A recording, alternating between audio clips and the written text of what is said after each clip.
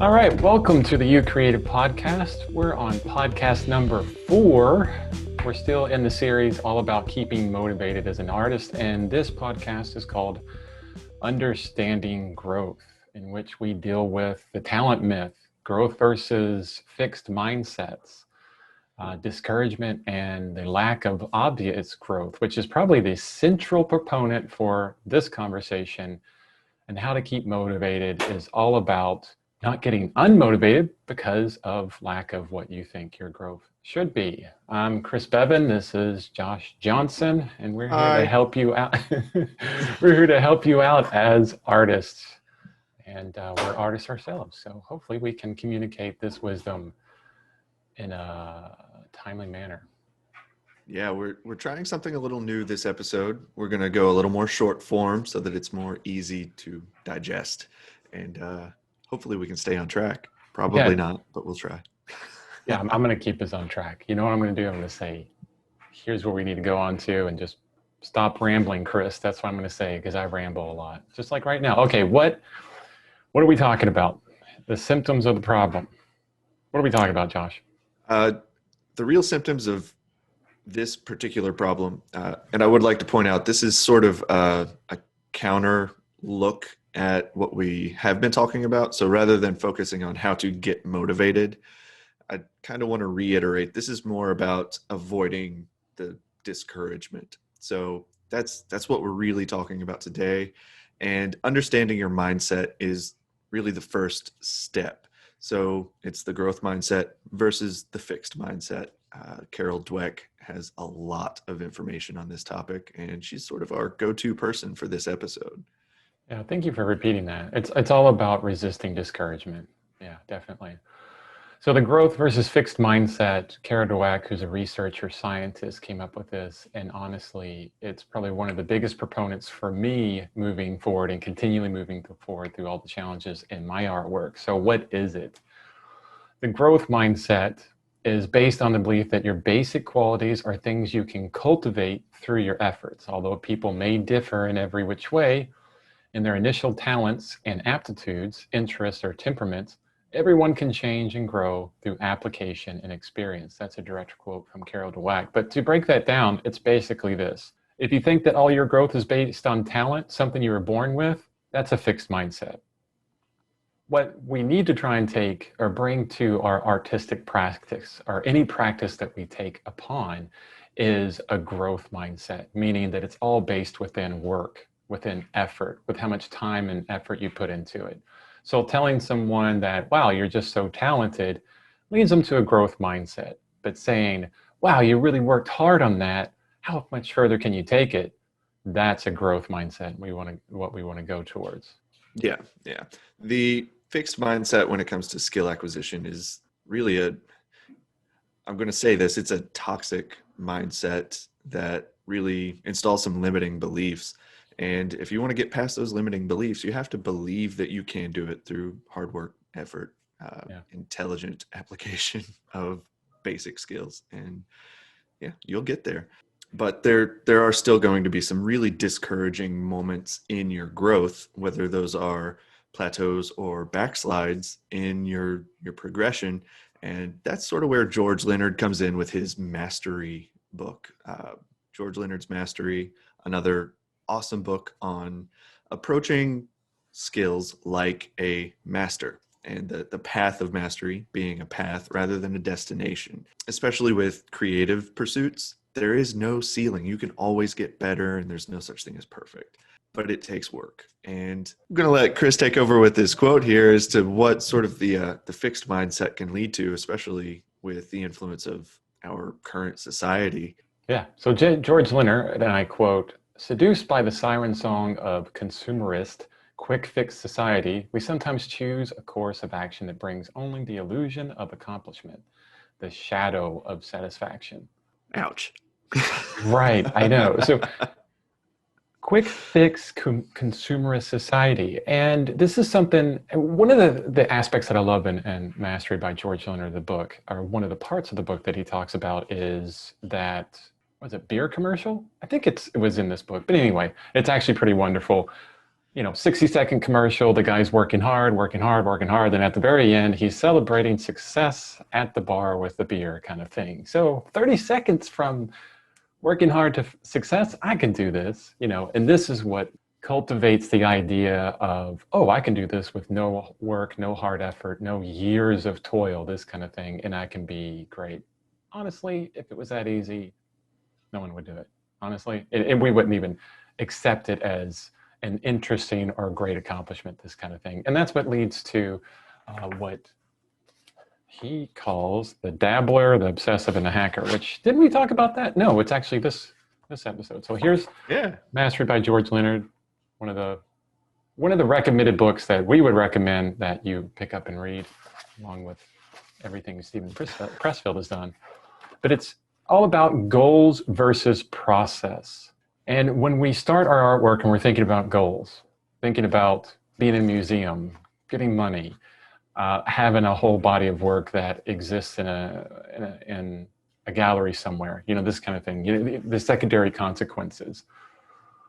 Once we focus completely on that, it sends us into that fixed mindset where this is what we need to accomplish, and we forget about the process, the day in, the day out, showing up, making baby steps, working forward into what we can do. And within that process, there's going to be what George Leonard describes as plateaus. And this is where it's uncomfortable, right? So here's what will happen. If you're just starting an oil painting or anything in art right away, at first you're going to kind of suck at it, right? But you're going to see a huge growth line. I'm going to do it this way. You'll see a huge growth line where you'll get better, better, better really quickly. And you're like, oh, wow, I'm a natural at this. I have so much talent, right? And then all of a sudden that will stop. And we all experience this. This is scientifically proven by me and Josh. But then we'll hit the plateau. And that's months, weeks, days, however long of continuing to work at it, building those furrows in your brain so you can figure it out. And then eventually you'll have another spike. But getting through that plateau, the uncomfortable part, is what we need to steel ourselves for and understanding the challenge and keep true to the process rather than focusing on the goal. Yes, exactly. And since we are scientists, I'm going to, there we go. Put my glasses back on. So part of steeling yourself for those plateaus, one is expecting it. You have to understand that, yes, we will all end up hitting this flat line where we're not getting better even though we're working. And once you expect it, you can actually take steps to enjoy it. So that's where it comes down to enjoying the process more than the goal itself. So if you can figure out how to make your practice enjoyable, that's one great way to get through the plateaus and make them less uncomfortable. Not comfortable, but at least less uncomfortable. Right. The next issue is really backslides. So after you've made it through a plateau and hit another growth spike, there is a tendency to have a small backslide after you have this huge accomplishment with your growth. But that backslide is usually still above your previous baseline. So it's not that horrible. It can be disappointing sometimes, but it's just another one of those things that you need to expect. Now, there are ways to minimize those backslides, which we'll get into here in just a few minutes. For now, let's talk about these personality types. So you've got the master, which is someone who enjoys the journey, walks the path every day, and continues to take steps toward growth, even if they're on a plateau. But the other three that George Leonard describes are really interesting because we all have some of these qualities. First up, the obsessive. Obsessive. See, I can never get these right because I think we're all a little bit of each all the time. At some point. Yeah. But what again was the obsessive? The obsessive is the person who goes all in for that initial growth spike. Like they they buy all of the books, they watch all of the videos, and they grow very rapidly at the beginning, and then they hit the plateau and get discouraged. So we've all done this at some point or another. I am very recently, as in currently, being very obsessive about tabletop role-playing games. Nice. It's weird. Don't worry about it. I'm a nerd in every aspect. I used to play a whole lot of tabletop RPGs, and one of my coworkers recently picked them up, and I was like, holy crap, I remember I used to love this. I'm going to buy all the books. You can't tell me about that because I would get too into it and I wouldn't do my artwork. So this is what I'm talking about. We're all a bit of the obsessive dabbler and hackler. So the dabbler is just exactly what it is. So this is a person that starts and it always starts with enthusiasm. Wow, I would love to be an artist and paint like this awesome painting. I can do it. So they go out and they buy all the materials. They get into it. And then next week they see something else and they're like, oh, I'm all about this. And then they jump, constant jumping. They're not in it for the long haul. They don't try and get deep into it, right? Here comes a plateau. I'm out of here. Let's try something else. It's all about that high, right, of the beginning and that initial progress. Yeah. So the major difference between the obsessive and the dabbler, I think, is that the obsessive wants to make the commitment. The dabbler gets very excited by more than one thing. So the dabbler, where the obsessive is like, I'm all in, I'm all in, I'm all in. Oh, I'm crashing. The dabbler is like, oh, I'm all in. This is super interesting, but that is too. Yeah. Yeah, exactly. And then the hacker, I think where both I and Josh probably connect with the most, where it's all about getting in, constantly prep, right? Isn't that the hacker where we're like, oh, God, but you have to get this awesome oil paint. You have to get this perfect thing. You have to get this perfect thing, just to move forward. Yeah, that is part of it. But another aspect of the hacker is they want to get good enough. There is a point where they're like, okay, I understand this good enough for it to be applicable. And that's another area that, like, other than art, I am a hacker. I love random skill acquisition for some reason that I don't quite understand, but I love to learn, and a lot of things interest me, but yeah, good enough is good enough sometimes for me. I'm not a master in every area. I like to approach art with a sense of mastery, though. I'm not going to say I'm a master artist. That's yeah. ego. That gets fun. But yeah, I'm definitely a hacker in a lot of aspects, except in my artwork. That is, I'm trying to achieve mastery in my artwork. But everything else, it's like, I just want to know enough to get by so I can get back to my artwork. The things that I have to do at my job, well, not to a point. I do have, some progression on there. Getting to your email really quickly, doing my posts every day online. I'm not looking for the nth degree on image manipulation and all this kind of stuff. No, I just want to get enough so I can get back to my artwork, that kind of thing. Exactly. I will say one other area where I started as a hacker but developed a whole lot of interest is in marketing and web development, but that had a lot to do with my graphic design degree and all of that fun stuff. Yeah, it seems to surround tech stuff. I mean, hacker, come on. I mean, yeah, most definitely. Another source of the problem. So we're talking about sources of the problem for continued growth, right? And understanding growth as an artist and some of the things that will keep you away from that process versus goals, kind of thing. But one other issue is frustration through talent of others. How many of you out there that are listening to this have looked at another artist and used the S word, the should? Oh man, I should be that good. Why can't I do that? And then, you're scrolling through Facebook, Instagram, and you're going, wow, I suck so terribly. That is a huge source of discouragement. Now, I'm not saying stay away from social media. Don't go to galleries so you don't see all this. No, you need to be inundated. I feel that you need to be inundated in it.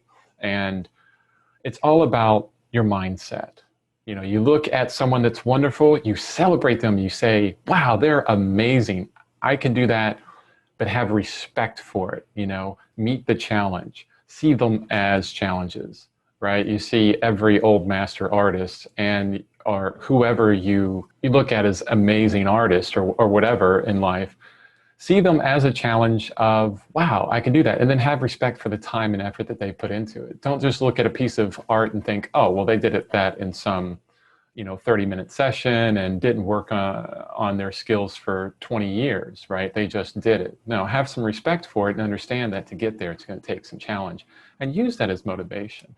So try and stay away from the frustration within the talent of others. And I'll go over them once again. The source of the problem, discouragement over lack of growth. Stay focused on the process rather than the goals. Understand that you're going to hit plateaus and make it through those. Look at the amazingness of others and celebrate it, but don't get frustrated if you're not there yet. Keep working the process. And understand if you're an obsessive, a dabbler, a hacker, right? Understanding who you are, and then try and work to be a master. Not tomorrow, not the next day, but work towards being a master. We really want to get to some solutions that you can really start applying. So how do you manage your growth? How do you steel yourself for those plateaus? And I think a large part of it we've already covered, and that's just understanding what's going to happen. So really, as long as you understand that growth happens in incremental gains, it's not going to be like a smooth ride to the top.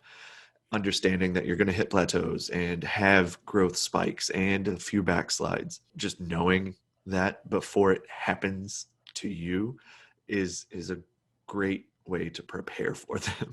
The next real solution that we want to encourage you to try out is seeking a state of flow. Now, Csikszentmihalyi, he wrote a few books, actually, one on creativity and one on flow, and probably published a lot more than that. But flow, I think, is his masterpiece. And Chris, you're pretty familiar with the book as well, right? Actually not, honestly. Really?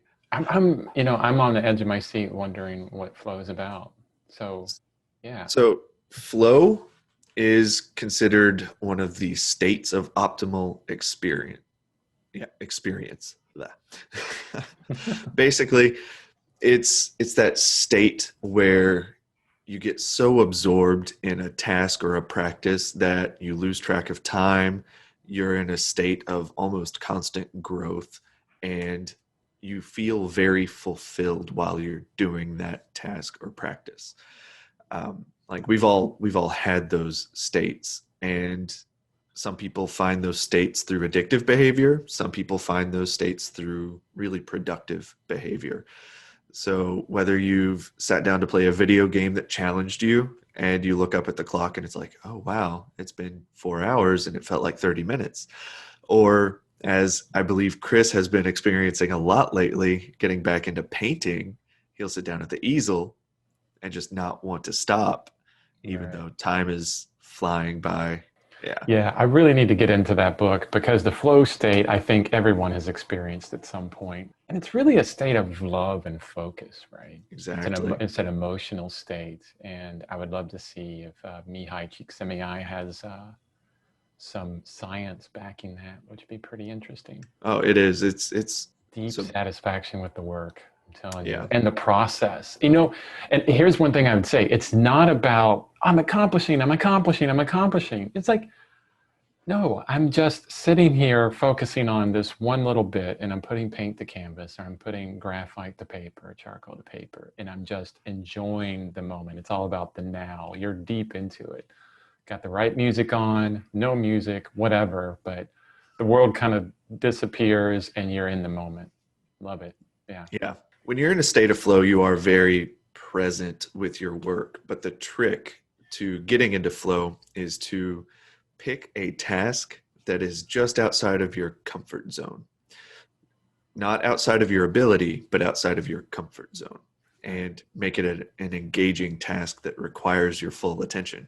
So whenever you're stretching yourself outside of your comfort zone consistently, it really helps to smooth out those plateaus and backslides and turn it into more of that smooth ride to the top that you want. Now, it's not going to completely smooth it out. You're still going to, like it just helps shorten the plateaus and reduce the backslides. And I think that's really important, is finding something that challenges you just a little bit. I mean, you're more of a dabbler or hacker if you stick with the same process over and over and over again. Oh, this works for this painting, so I'm just going to do it over and over and over and over again because I can sell these paintings. No, that's not what we're going for here. The master says, okay, well, that works. How far, can I take it a bit further? How can I challenge myself a little bit more? And this is where you will go into that growth zone. In everything you do, see, this is not just about art. I made some changes in my work lately where I'm challenged, and it became so much more interesting and enjoyable. My art's the same way. I'm constantly challenging myself. I can do better than that. I can do better. And what you'll see, and one of the parts to keep you motivated, which we've talked about before, is you keep track of all the work that you do. And if you keep challenging yourself and trying to get better, better, better, you'll see work from like months ago, and you're like, wow, I'm so much better than that. Holy cow, I thought that was beautiful before. I mean, I'm pointing at Wonder Woman here. She used to be beautiful, but then I did all these others, So if you're listening to the podcast, you'd have to see my background to see that. So sorry about that. Yeah, like seeing growth over a long span is always just amazing to me, and sometimes embarrassing. Oh yeah. Then there's some things you look back to and you go, how did I accomplish that? But even that's motivating to me because I look back at a painting and I go, wow, I did it once. I know I can do it again. I've heard stories. Oh no, I'm talking more along the lines of, oh, I did that. Oh yeah. I'm so sorry. Being a tattoo artist too, it's like, holy cow, I tattooed that on someone. Ooh, yikes. Or I sold that to someone, because I've sold paintings in the past, and I look at them and go, oh, but you know what? They enjoyed it. They love it, and they're always going to. So that's one thing. So now we're on to how can you understand where you're at in growth? And we got some call to actions for you here. Understanding that your calling wants you for the long haul. You won't be an overnight success. You'll experience backslides after a growth spike. Learn to love the process. Keep it simple and doable. There's a good Steve Houston quote that I think we dug up on this. Oh, here it is. I'm reading directly from the notes right now. I'm getting lazy at the moment. Hey, we can do this. It's our podcast. Okay, Steve Houston says, art wants you for the long haul. Pace yourself. An athlete is old at 34. Artists are catching their stride at 60. And for anyone listening who might not know who Steve Houston is, he is an instructor at New Masters Academy. He is an amazing figurative artist in general, both as a draftsman and as a painter. His book, Figure Drawing for Artists, is very good if you want to learn wonderful ways of dealing with gesture and structure at the beginning of figure drawing. Perfect book. Wonderful. Yeah. He is a modern art philosopher, I believe is how I would describe him, honestly. But yeah, this quote was all about understanding that the path of mastery is not a destination. You have to view your work as a craftsman. So how can you improve your craft? And as any craftsman will tell you, there's always something to learn. Art, I think, it's so complex.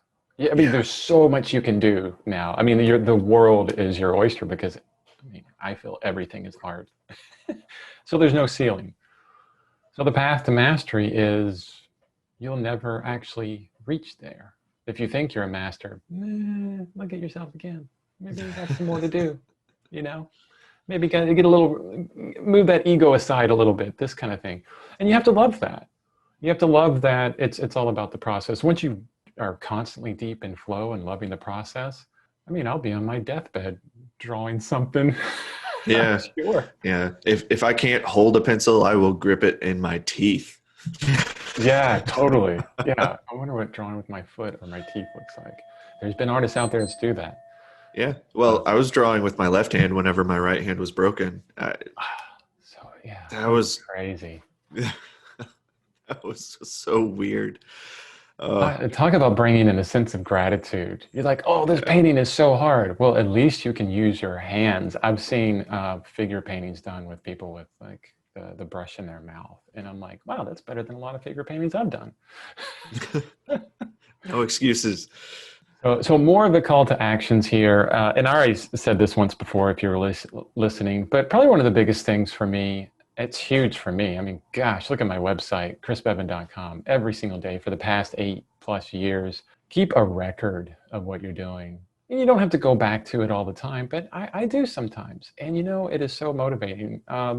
Keep your work up, even your bad work on your walls. I have a bunch of bad work all around me, and your quote unquote bad is telling you something, because even my bad work, some people look at and actually people want to buy my Wonder Woman. So it's like, you don't label it so quickly, that kind of thing, but use it, see your growth and use that to keep you motivated, because it is there. Even though you're on that plateau and it's taking you 3 months or 2 months or a year or whatever, keep working. It'll happen. You'll hit that growth spike and you'll be at a new level. Yes, indeed. And the fact that you keep your work, or you keep your record public too, that you described it once as being able to just show the amount of work that goes into that growth. And I think that's amazing. And that's part of the reason that I sort of chose you as my unofficial mentor, which is actually the next point. So it's really important that you have a community as an artist. It doesn't have to be a big one, but part of that community needs to be a mentor or teacher. That's where you're going to end up growing the most, by learning from the success and mistakes of other artists who are further along that path of mastery than you are.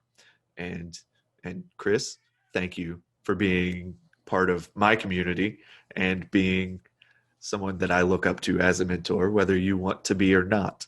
Congratulations. Thank you so much. Community. Having someone that tells you things just like that. I mean, I want to stop this podcast right now and get back to drawing and painting. Community is probably one of the most important things for keeping you motivated. I would suggest an in-person community. Right now during coronavirus, most people would probably tell you, no, it's probably one of the worst times to be connected to community. Not at all. With things like Zoom, podcasts, all kinds of, online. I mean, if it was 100 years ago, it would have been a lot of trouble. But I've been more connected with an artistic community lately because everybody's gone digital, that right now is the best time to be connected with your community. You don't have to be in person to feel the love, the motivation, the interest, the pure joy of just seeing other artists grow and getting feedback. Yeah, get connected, and not just by scrolling through Instagram, Facebook, or whatever latest app is out there. It's all about actually interacting with individuals. If you can do it in voice and video like we are here, I think it's even more beneficial to your growth as an artist.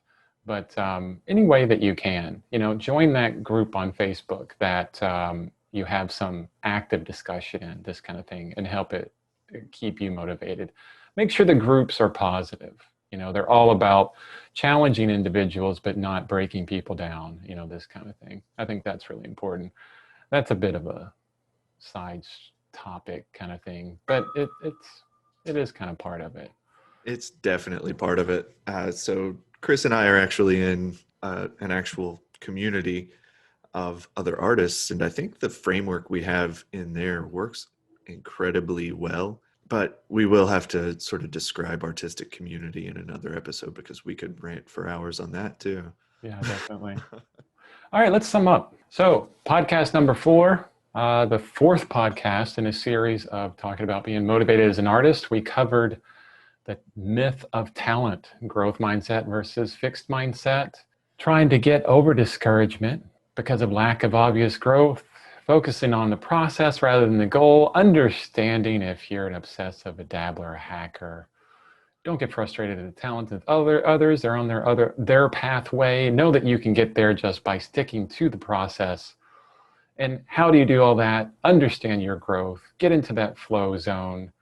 Know that you're gonna have some challenges. Stick to it, because at 60, 70, and 80, this is where you are really gonna shine as a master artist later on in life. hopefully sooner, but know that it's going to take some time.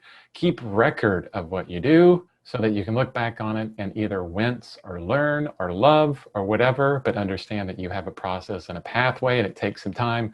And then lastly, community, mentors, and teachers. Get connected. That's where the motivation is, and that will get you deep into growth and loving this path of being an artist. Thank you. Yes. I think this was an awesome episode. Thank you for the recap, Chris.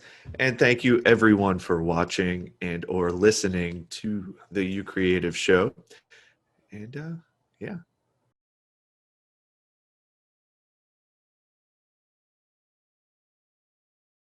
Hey there. Thanks for watching the euCreativ show. It's our mission to empower creatives to improve the world with imagination and good ideas. If you like the work we're trying to do, make sure you hit the thumbs up on this video, subscribe to our channel, and hit the notification bell for updates when we upload new videos. If you think this video could help someone you know, make sure you share it with your friends. And if you want to stay up to date on everything we're doing, make sure you visit euCreativ.com and sign up for our newsletter. We really appreciate your support. Thanks for watching, and now go out and be creative.